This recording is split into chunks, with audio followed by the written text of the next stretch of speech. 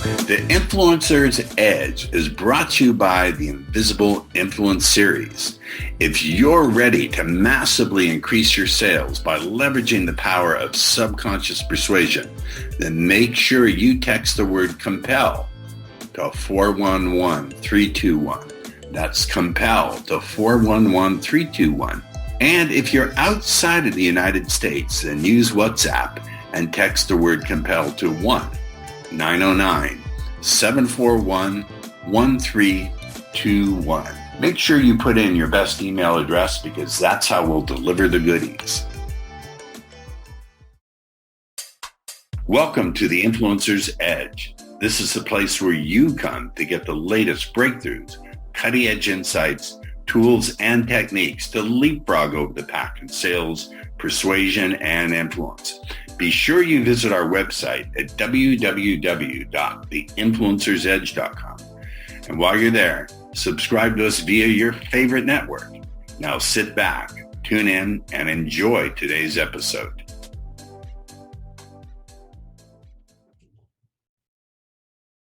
All right, welcome to today's episode of The Influencer's Edge. We have an interesting guest, Nosheen Khan. And the reason I say she's interesting is we have our little green room discussion before we go live on the air, or before we record. This is not being done live. And I said she has some interesting things in the biography, and I issued her a caveat, a warning, a heads up, that if the biography is interesting, I'll dive into that before we go on to the, I don't want to say substance because the whole thing is substantive, but all right. So I'm going to introduce you from your biography. Our guest today is Nosheen Khan, and Nosheen's biography is really interesting. She began her online journey in 2004 when she lost her corporate job due to health reasons. Now, tell me if this is correct. Your first job online after losing your corporate job was 33 cents an hour. Is that true? 100%, yes. Now, okay, we have to talk about this. First and foremost, what job pays 33 cents an hour and where? So any online job at that time, they would start at that, because offline, like I had this big title. I was a senior loan processor / office manager, but that was offline, right? And this is the time when work from home and remote jobs was not really a thing. So if somebody knew me from my resume, they would hire me based off of my offline work, but nobody knew me online. And I did say, like, I hold a master's degree. I have corporate experience. I'm a seasoned senior, mortgage loan processor, all that stuff. Nobody believed me. And then there was no, it wasn't even needed. Nobody could thought that I could do that while working from home. So this was just a VA copy paste type job. And it was a professor right here in the US. And I am utterly grateful to him. I kid you not. I mean, I may not have been this grateful at that time. I didn't know better, right? But I am utterly grateful to him. So he hired me just to do some research for his Can we pause just a second? Can we hit the pause button? Because this is really interesting. The whole thing is going to be interesting, but this is particularly fascinating to me. Because again, so many of our viewers and subscribers are entrepreneurs, salespeople, influencers, and they go through so many setbacks and they really don't have resiliency to the point where you do. So when someone displays resiliency, being a very curious cat and always wanting to build my own skills, I want to know, first of all, how dropping from your, do you mind sharing what you made corporate or just? Yes, $27 per hour plus bonus and commission per month. All right, so I don't do math very well, but 33 cents is to $27 an hour. I can't do the calculations. It's like 80-fold drop in your revenue. You lost. So first of all, what was your, we'll get to how you were grateful for it. But how did you even get into not being, were you freaked out at first and even depressed and thinking, I'm going to put my head in the oven? Or So I'll be honest, I just took it as a foot in the door and in the online world thing. And when I just needed somebody to trust me with, you know, their work, that I can do this. And nobody was trusting me because, like I said, online world or online thing was not a thing, like online work was not a thing. And then when he offered me, I did not even look at the pay. And it was the very first job online. So I was clueless about everything, how I'm going to get paid, how much work I'm going to do, nothing. I was just happy that somebody said yes to me. Somebody said, yes, I'll try you. okay, That's it. Here's what I'm going to drill down here a little bit more. Because most people who lose it, did you enjoy your corporate job? Was it okay? Did it bring you satisfaction as well as revenue? I enjoyed it until the very last month or two when due to my health. So, but I loved it. When you and then I'm going to get off this because maybe I'm hammering it too hard. Where did you get the resiliency to pick yourself up, not just pick yourself up, but to be grateful for the opportunity? Because that's not normal. I'm not saying it's bad, not normal. It's fantastic. It's a way, way above normal. So my question is, did you have someone, a loved one or a family member who is very resilient? Is it just inbred into you or a combination of those or none of those things? I want to know, where did you get the resiliency and the gratitude? So the gratitude was not there at the time. I just grabbed the opportunity. I became grateful for the opportunity later on because it led to many other opportunities. Let me just make that clear. I don't think I was in that mindset like, oh my God, thank you, and I'll do that. No, I just needed something. But I'll tell you what was really exciting about this for me was I've always been considered, or, you know, saw myself like as a winner. Like whatever I start, whatever I do, I just excel in it. I make sure that I excel, right? So when I lost my job and I realized that there won't be any other job because, you know, I'm going to have to go to an office and work, which was not going to be possible. So what is it, something that I can do from home, right? So since this concept was so new at the time, and I am known to be, I'm going to call myself the black sheep of my family, that I do things differently.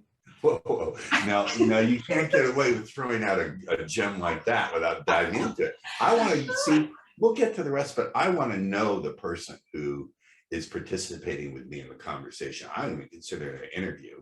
I consider it a conversation. So speaking to you as someone who has also been considered the black sheep forever, unpack that. And what sense were you considered the black sheep? Whatever you feel comfortable, share it now. Yeah, it's okay. What I mean by the black sheep is, from my background, I'm a South Asian, I'm from Pakistan. In our families back in the day, like, women are just not supposed to excel in the work field, or, and I'm not generalizing this for those, like, I salute to you, you know, wherever you are, but that's just not not a thing, you know. Very limited people, or limited women, I should say. They just, you know, they just go make their way up, I'm gonna say, right? I was just lucky enough, privileged, like I was privileged to the point of being spoiled. I come from a military background, so I saw my dad, you know, very, very disciplined, right? I saw him working hard, and I saw resiliency came from him. I guarantee you that nobody else, I've not seen a better, like a more resilient person than him. So that obviously I inherited from him. I just saw him just work all the time. Just beautiful thing. Yeah. So that's where I got this from. The job thing, like I said, it was exciting because I was stepping into something new and I just wanted to start, right? That's amazing. So that's it. Fantastic. You see that I'm very curious about the people who I'm interacting with and getting to know. And I really Oops, I don't know that happened. We're both having trouble with our. I phone. had the same thing, sorry. I thought I put it on do not disturb. It's on do not disturb, so I don't know how they're getting through. It's a scammer. They're trying to sell me what they're trying to sell me, telling me the IRS is after me.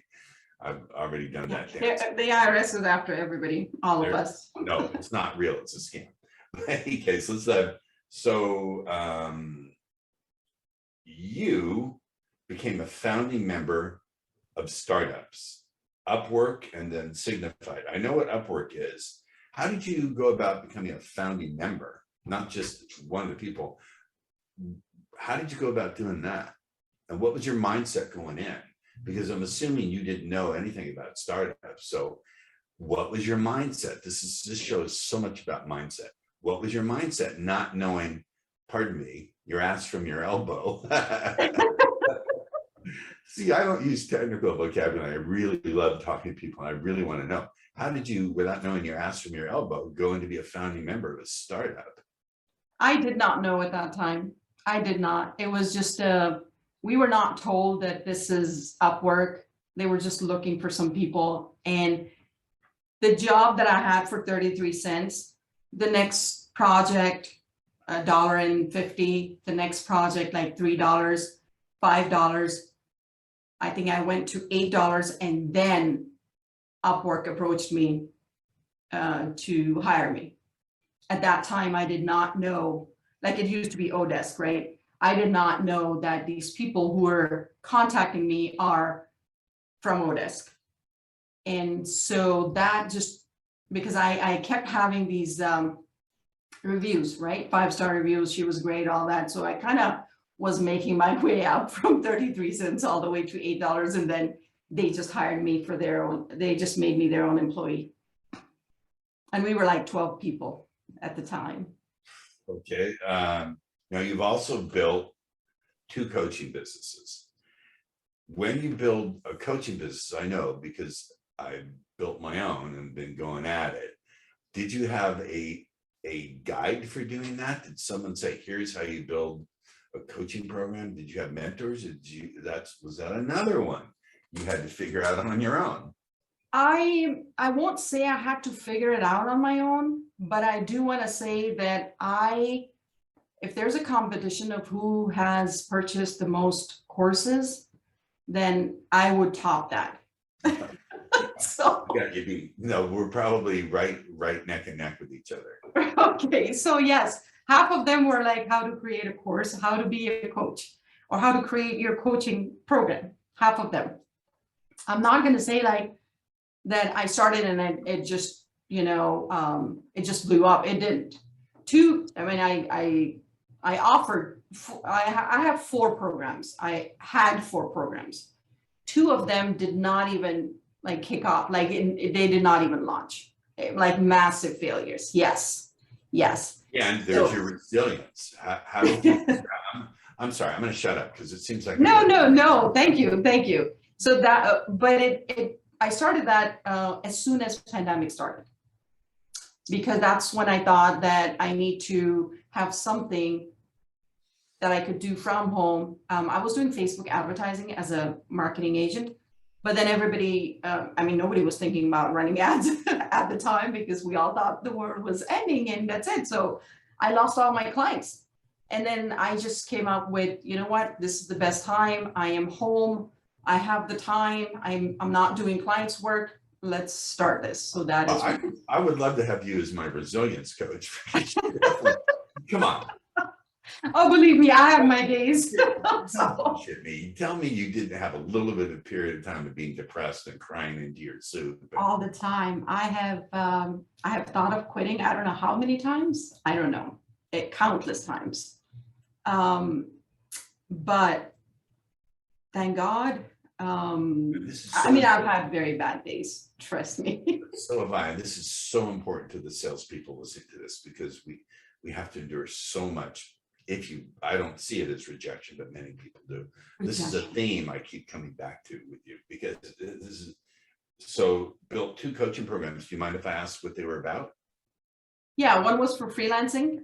When I started from 33 cents, that was all about that. I was teaching others how to start as a freelancer and how to have your own, how to utilize your own skills, how to even identify your skills and then put them to work for you, offer them as services. One was that, and the other one is agency bosses, which is for marketing agency owners to start growing, scale their businesses. Okay, this is I could enjoy this personal conversation forever, but let's dive into some other things. So you are on a journey to be a guest on 100 podcasts. Of course, this is the best one ever, and invite them over to your new one. What is you have 2 podcasts. What are they? So there's a story for this. I love stories. There's a background. So what happened was, this was like 2015. I wanted to, start a YouTube channel. And I remember, and this goes even farther back when YouTube started. I remember. I asked my son to create a video and upload it, and he just did that. Like, he was this little kid, hi guys, and do this, and then he just added music and removed his own voice. And it was just it was something to do with, fixing your laptop if it heats up or something like that. And then, 5 years later, I realized that got like millions and millions of views, which gave me the idea that, I should probably start my own channel too. So then 2015, I said, I'm going to start, except that I just did not find myself to be confident enough in front of the camera. Really? And yes, that was me. And people who know me, they can say this, oh my God, my videos are so ugly. But anyway, what happened was I started, and then I started with podcasts, thinking like, I don't have to show my face. I don't have to show my video. I'll just talk. Even that was hard. I was like overthinking it, hating my voice and editing it like way too much because I just hated it. I think many people, forgive me, I think this is a good point. You bring up brilliant points, I think, without knowing it because they're so natural to you. So many people overthink, whether they're salespeople, influencers, whatever it is, they're overthinking the problem rather than diving in. One of my guests, who's a magician, said, fail fast, fail forward, learn your lessons, adjust and keep going. And it seems to me that's something that you have down. Absolutely. Fail fast. I truly believe in that. The faster you fail, the closer you get to if there's a finish line. Although I say there is no finish line because it's a journey. It doesn't end once you start. Beautiful. These are nuggets of gold. We could dive into the technical aspects of what you do, but who gives a shit? I like doing this. I like doing this because your warmth and your resilience and your love of what you're doing, I think is so attractive. People will go to you, we'll give out your site, and then they can find out the technical aspects of what you do. No one cares about that. They want to get to know you as a human. And if you tell me you thought you were shitty on camera, I'll believe you, but you come across as completely natural and at ease. So after 200 episodes, yeah, I'm gonna say I'm a camera hog. I'm a camera hog. I love the camera, but that's what started this. That I was like, okay, let me do 100 episodes of podcast, and I did that and didn't stop. And then okay, let's do like 100 episodes of. I even did radio shows just to kind of gain confidence. And yeah, I thought I'll just choke, but I'm here. Nothing happened. It was all up here. So that's how it all started. So my podcast name is Excel with Nosheen. That is the one that is tied to my freelancing coaching business, right? And the next one that I'm starting last quarter of this year is going to be Easy Sales Automation, because that is what I built, and that's like my baby. We'll get into some of this about sales automation a little bit, because this is so interesting. Let's talk about productivity. So if you could give just a couple of keys about being productive, what would you say those are? Morning routine is very important.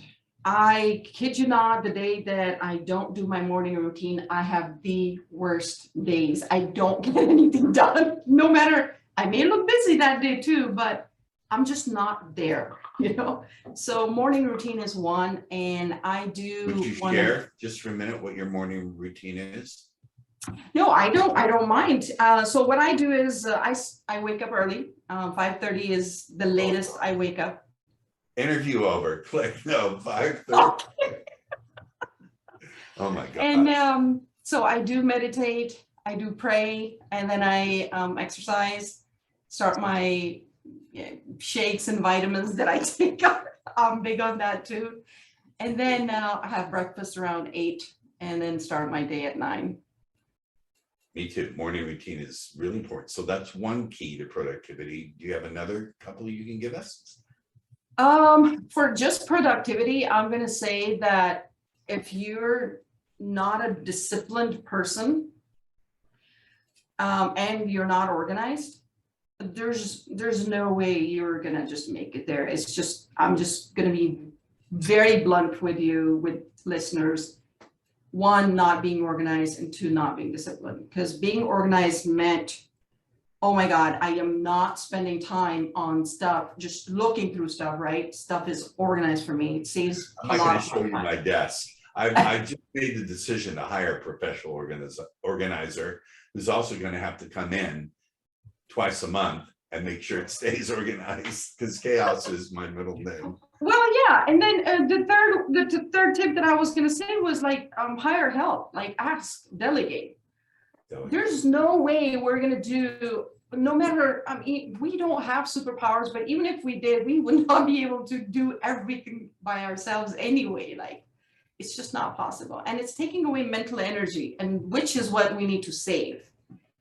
Because if the mental bandwidth is not there, you're not making progress. That's it. You may look busy, but you're not making progress. I agree. There's a difference between busyness and productivity. Those are. There you go. There you go. Let's talk about automation. Since this is your baby, this is your bread and butter. Tell us a little bit about what you mean about automation, its role in success, and what it is you offer in terms of that. So this started, I want to tell everybody that don't think of me as this IT tech guru with an IT degree and like a 30-year experience. Not me. This is a person who is so non-technical. But what happened was that one of the coaching businesses that I was talking about that like failed massively, miserably, it failed because of tech issues. And it was nobody that I knew who knew somebody could not fix it, no matter what it was. And to this day, it's not fixed. I just had to let it go. So then that just gave me an idea, because I struggle. I put so much effort into that launch, right? Launch day comes and I'm like excited, the webinar is on and I have these people invited and nobody could access the link. I mean, just having that kind of, gathering that kind of energy in people on that day was just exhausting, let alone just having a massive failure. And I just said, I will get back to you. I'll fix this, right? And the next 2 months, I tried fixing it. It was unfixable. I mean, everybody thought this was a quick fix, but nobody could fix it. So that is when I decided that, you know what, I'm going to solve this problem. So once you're in the problem solving business, you know that it just never ends. You're constantly thinking like, so I was like, here I have this massive failure that I can learn from, instead of having, and I call this as a duct taping your business together. Yeah, I wanted to ask you about that. Yeah. It's a great metaphor. Duct tape means what? I understand what you're talking about, but it's an amazing metaphor.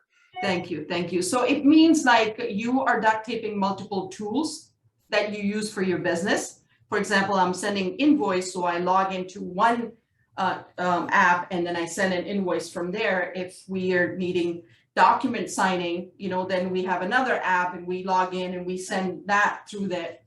Then we have our websites and we have our email autoresponders and we have our text messaging. I mean, And then we have our social media, just like 30 different channels that you need to be on, or these 30 tools that we use in order to just run our business, right?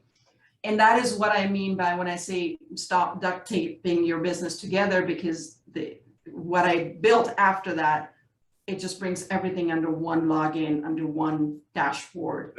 Wait, back up. So your claim is that you can take all these various different inputs and put it into one dashboard where you log in and you can manage it.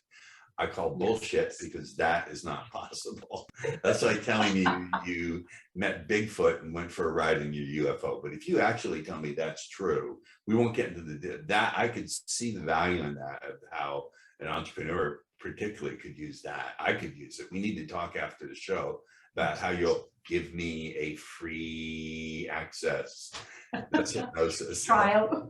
Free, Sure. free access forever. All right, so we've covered a lot of stuff. You notice I skipped the interview questions. I didn't go into any of them. I'm thoroughly enjoying it. This is good. That's what I want, because if my guest is enjoying it, then the audience is enjoying it, and they'll continue to tune in and listen all the way through the episode.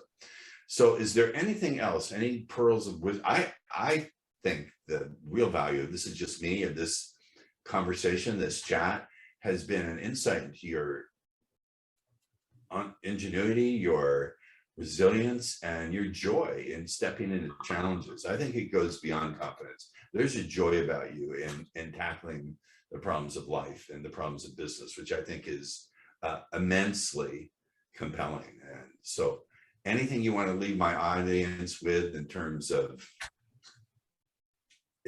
advice or? Yes, this is what I tell everybody. It all comes down to just three things, whether in life or in business. And whenever we feel stuck, either life or business, because they affect each other like big time, we know that. So whenever we feel stuck, like, I don't know, my business is not growing, I don't know, I'm not getting any sales, or what is it, like, how come so-and-so is making so much money doing this and I'm not, and all that, right?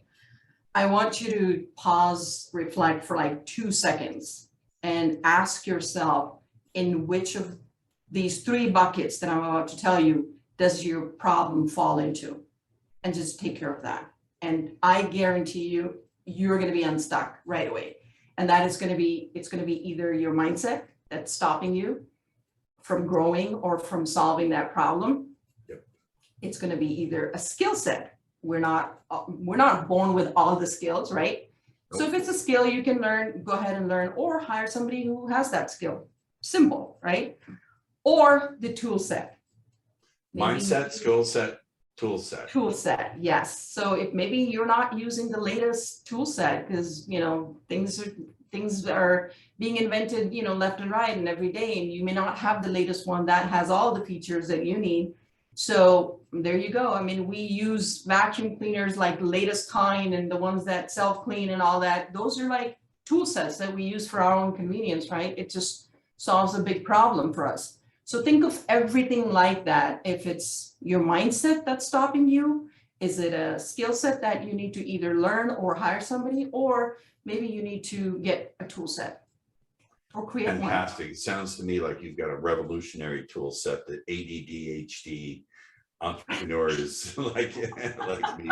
I hope so. I hope so. So that's what it was. The tool set is very, very crucial. Like, that's what I realized when I had this epic, massive launch fail.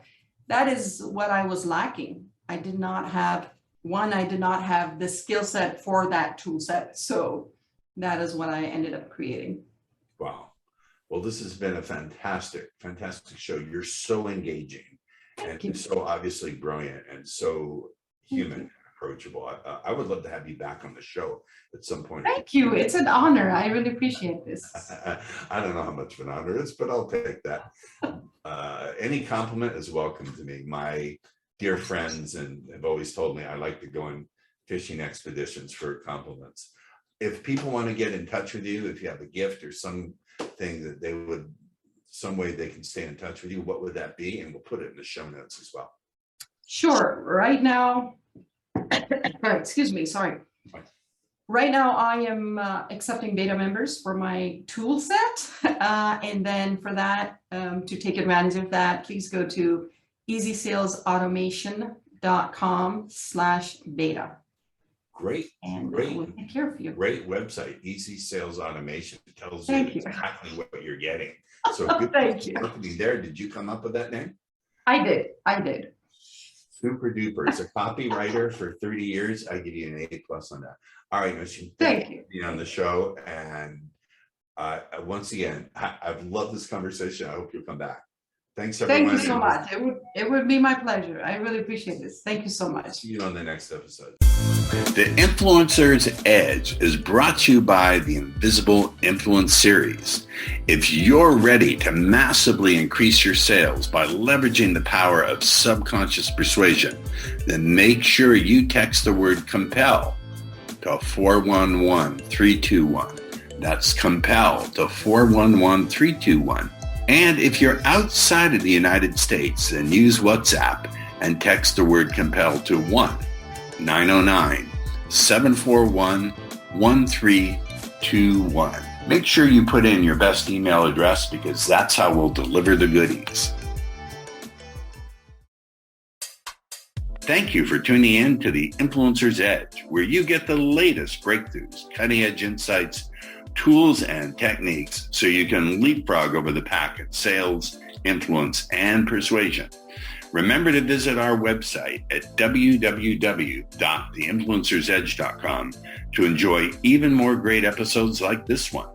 We look forward to seeing you again on the Influencer's Edge Show.